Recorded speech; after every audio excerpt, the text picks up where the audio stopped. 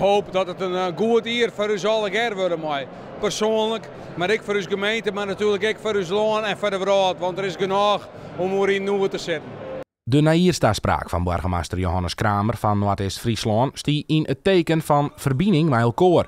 Maar ook binnen de zorgen over een andere soort van verbinding. Namelijk de toekomst van Noord-Est-Friesland als er net gauw wat dienen wordt aan de stroomnetcongestie. Die verbinding met het elektriciteitsnetwerk die stiet onder spanning. Want bedrijven kunnen naar je aansluitingen krijgen, kennen net van het gas aan. En dat betekent dat de bedrijven hier in de omkring, bijvoorbeeld in Halen, maar ook in Betterwerd, ja, die zitten op oplossingen te wachten. En als die oplossingen net komen, ja, dan kunnen ze wel eens zeggen van nou ja, dan gaan we naar het plak waar we die verbinding wil hebben. Dat mag natuurlijk net, want wij moeten hier ik werk houden en perspectief.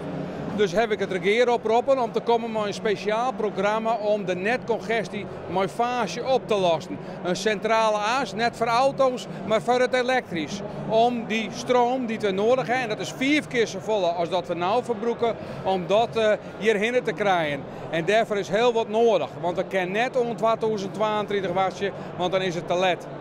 In 2032 zou het stroomnet weer op water wijzen voor verswerring. En dat is wat Kramer aanbelangt, dus viesten te let. Een nieuwe centrale as die net om het land gaat, maar eronder terug. Onzichtbaar, maar onmisbaar voor de toekomst van deze regio. Nou ja, ik heb ook een Dokkum is groot worden door de handel met de zee.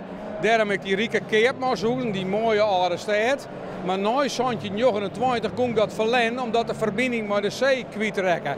En het mag net zo wezen dat wij in 2029, 300 jaar later, hetzelfde probleem hebben. Namelijk dat we de verbinding met de rest van de wereld kwijtraken als het gaat om het elektrisch en de verbinding met het elektriciteitsnetwerk. Die boot moeten we letterlijk en figuurlijk net weer missen.